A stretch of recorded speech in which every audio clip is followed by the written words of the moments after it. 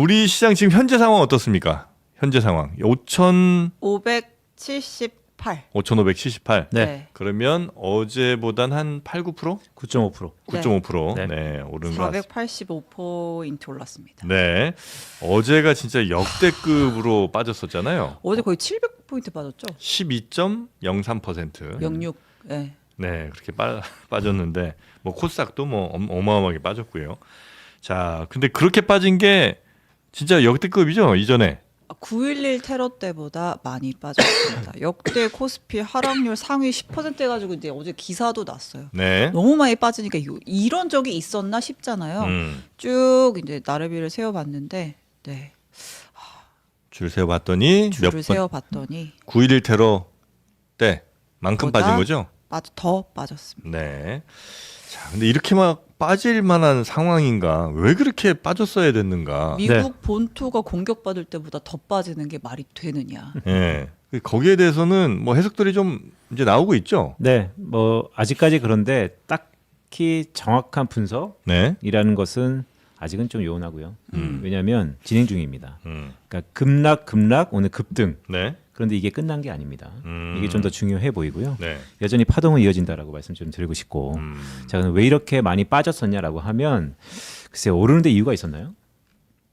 오르는데 뭐 찾자면 뭐 없지는 않지만. 되게 중요한 말씀이에요. 왜냐하면 네. 오르는 데는 기업이 돈을 벌었죠. 네. 네. 하지만 우리 생각보다 많이 올랐죠. 예. 이 많이 오른 것에 우리가 설명이 좀 부족했죠. 네. 자, 빠집니다. 네. 그런데 왜 빠지냐고 봤을 때 음. 기업이 돈을 버는 기업들은 어제 오늘이 달라지지 않았습니다. 그대로 그렇죠. 있는데 네. 생각보다 많이 빠졌다는 건 네.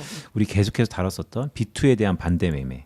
그러니까 레버리지와 신용 쓴 사람들이 버티다 크게 하락하니까 네. 일부 던졌을 매물들이 네. 나왔었고 그리고 또 많이 벌었으니까 네. 이쯤 되면 첫날 말고 둘째 날에 하락폭이 더 컸거든요. 맞아요. 그러니까 익절, 비자발적 익절이 좀 나왔었다. 그럼 어저께 누가 살고 팔았는지를 보면 네. 개인들이 많이 팔았어요? 여전히 개인들은 떠받치고 있는데요. 네. 첫날하고 둘째 날 달랐던 것은 외국인 수급입니다. 네, 첫째 날은 외국인들이 돌아오지 않았고요. 네. 둘째 날은 외국인들이 저희 증권가에서는 장난쳤나 싶을 정도로 네. 9시 반 전후로 해서 살짝 들어왔다가 또 중간에 또 빠졌다가 끝에는 또 들어왔어요. 네, 그렇다면 그거에 따라서 우리 흔히 대장주와 주도주라고 할 수 있는 삼성전자, SK하이닉스가 믿어 의심치 않지만 어저께 9시 반쯤에 잠깐 플러스 전환하기도 했었습니다. 네. 네, 그만큼 외국인의 힘이 저는 오늘의 급등을 보면서 이럴 때일수록 경거망동하면 안 되고 중심을 잡아야 되거든요. 어저께 외국인들이 힌트를 줬다. 어떤 힌트예요? 작년부터 우리 코스피는 정확히 얘기하면 작년 6월 또 9월부터 시세를 냈습니다. 그리고 빠르게 6,300포인트를 갔죠. 근데 그 가운데서 과거와 달랐던 것은 그가 없었어요. 외국인. 그 외국인 네. 없이 6,300포인트 갔었다고요. 네. 그런데 이번에 하락하면서 여전히 외국인이 없죠. 그런데 어제부터 외국인이 살짝 노크를 있고 오늘도 외국인 들어오고 있죠. 맞습니다. 음. 그러면 좀 더 긍정적으로 예. 바라보면 외국인이 없이 6,300포인트 왔는데 만약에 이 외국인이 다시 한번 들어와 준다면 들어온다면 우리는 이 전쟁도 이겨내는 우리 장이 어디까지 갈 수 있을까?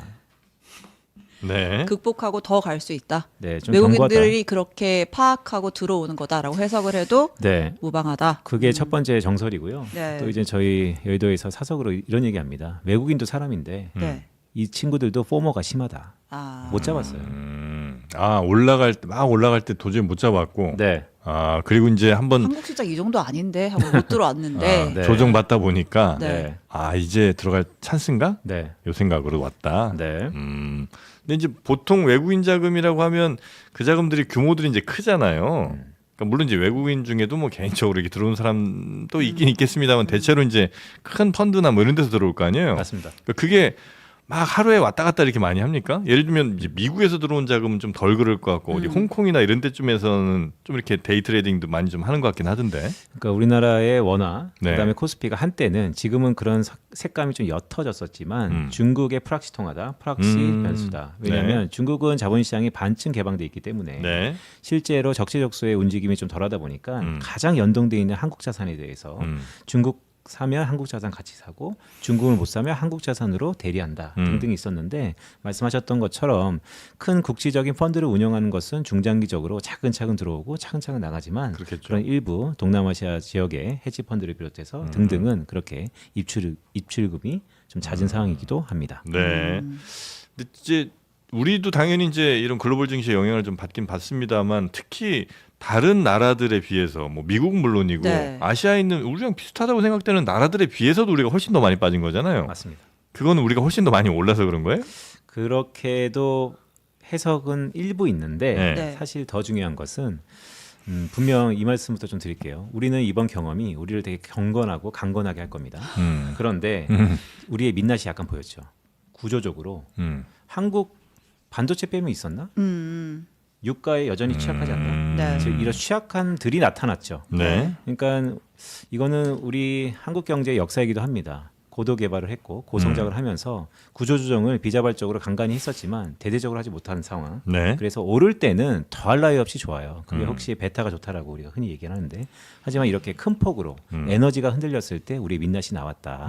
에너지가 흔들렸을 때 민낯이 나왔다. 맞습니다. 아. 근데 저는 이것을 부정적으로 보지는 않습니다. 왜냐하면 결국 그래도 글로벌리 자리매김 포지셔닝 하고 있는 전자닉스가 있다라고 하는 것이고 또 이번에 에너지의 큰 위기를 버티면서 네. 오늘의 급등이 내일 모레 한 열흘간의 흐름을 보면 알겠지만 다시 한번 이 큰 비자발적 아니면 시스템적 리스크를 우리가 이겨낸다면 이번에는 좀 더 마중무 역할로 하고 크게 오를 것이다. 그러니까 어제 오늘만 봤을 때는 이 에너지의 위기를 좀 버텼다 이겨냈다라고 볼 수 있지만 네. 이 전쟁 길어지면 모르는 거 아니에요? 전쟁 길어지면 다 끝납니다.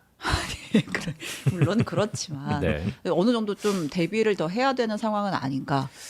숫자적으로 좀 말씀드리면 우리가 정유사랑 우리 민간 쪽 정부가 한 달 정도의 비축류가 있다고 합니다. 그러니까 한 그것은 한 7개월 정도 뭐 있다는 거 아니에요? 그건 이제 생활하는 거고 산업 쪽에서 아, 공장을 돌리는 네. 데까지 전부 가동하는 게 한 달 정도예요. 네. 그래서 이 전쟁이 한 달을 넘어가면 네. 지금도 일부 공장은 가동률이 낮아지고 있거든요. 네. 그래서 위험 신호가 나타날 수 있다. 무슨 얘기냐면 사는 건 살겠죠. 하지만 경기에 영향을 미칠 수 있다는 것입니다. 그래서 한 달이 넘어가면 약간 위험할 수 있다. 그러면 장르만을 이제 지켜보는 이제 수많은 개미들을 위해서 조금 좀 정리를 해주시면 좋을 것 같아요. 예를 들어서 네. 여태까지 이제 수익을 좀 그래도 보고 있던 사람들이 이번 사태를 맞이했을 때, 오늘에 이르렀을 때 어떻게 하는 게 좋은지, 아니면 너무 막판에 들어와가지고 지금 어제 그제 때려 맞고 오늘 올랐다고 해도 회복을 못 하고 있는 사람들도 있을 것이고 각자의 상황별로 어떻게 대처를 하면 좋을까요? 네. 네. 네, 중요한 질문인데요. 뭐 질문 속에 전자인 스텔라의 입장이 좀 반영된 거죠. 네, 밀사입니다. 네, 밀리면 사시면 됩니다. 그러니까 이제 저 같은 경우는 이제 오늘 아침에 오르는 거 보고 네. 어제 한 2주 더 사야 됐나라는 생각을 했는데 네. 어쨌든 이제 좀 밀리면 수익을 보고 있는 사람들은 조금씩 네. 조금씩 더 사도 괜찮은 거고 네. 근데 이제 어제 그제 최근에 들어갔다가 어제 그제 너무 마음고생 많이 하신 분들은 어떻게 하면 좋을까요? 그러니까 이제 가장 최근에 샀다고 하면 네. 고점 대비 한 20% 정도 네. 흑된 말로 물렸다가 오늘 한 절반 정도 회복한 거죠. 예. 자, 그럼 고민이 많죠. 예. 그런데 이런 얘기 우리가 지지난 시간부터 했잖아요. 만약에 시간을 거꾸로 되돌릴 수 있으면 지금의 가격대에 어떤 행동을 할까? 뭐 SK하이닉스를 예를 들어 볼까요? 네. 6,300포인트 때 SK하이닉스가 110만 원, 뭐 140만 원 간다고 얘기했을 때 이게 80만 원 초반까지 내려갔다가 네. 오늘 이제 90만 원 선에서 또 100만 닉스를 위협하고 있습니다. 예. 그러면 싸 보이죠? 네. 네. 가격이 도대체 주식을 왜 안 삽니까? 너무 비쌉니다. 그런 논리라면 오늘은 쌉니다. 그러면 들어가도 되고. 왜냐하면 이 모든 것들의 가장 근간에 네. 결국 가격을 보지 말고 가치를 보고 이 기업이 돈을 벌고 있는지 네, 네, 앞으로 돈을 벌 가능성이 여전히 온고잉하고 있는지가 가장 중요한데요. 그것은 이런 지구 반대편에서 큰 전쟁이 났어도 변함이 없다. 중동발 지정학적 위기로 코스피는 지난 이틀간 기록적인 폭락을 마주했습니다. 이틀 연속 매도 사이드카가 발동된 데 이어 어제는 전날 종가 대비 8% 넘게 주가가 떨어져 한때 서킷 브레이커까지 발동됐습니다. 9.11 테러 당시보다 더 큰 충격을 줬지만 시장은 빠르게 평정심을 되찾았습니다. 오늘 장 초반 코스피는 5,200선으로 출발해 5,600선까지 반등에 나섰습니다. 전날 역대 최대 하락폭을 경신했지만 증권가에서는 기업 이익 등 펀더멘탈이 견고하다는 점에 무게를 두며 반등 가능성을 점쳤습니다. 서킷 브레이커가 발동된 건 역시 반등의 신호라는 평가가 나왔습니다. 서킷 브레이커는 대체로 심리적 저점에서 발동되고 이후 낙폭을 회복하는데 평균 30일이 걸렸기 때문입니다. 전문가들은 외국인들이 대외적인 변수 속에 황금성이 좋은 한국 주식을 먼저 매도했을 뿐 우리 증시의 기초 체력 문제는 아니라고 진단했습니다.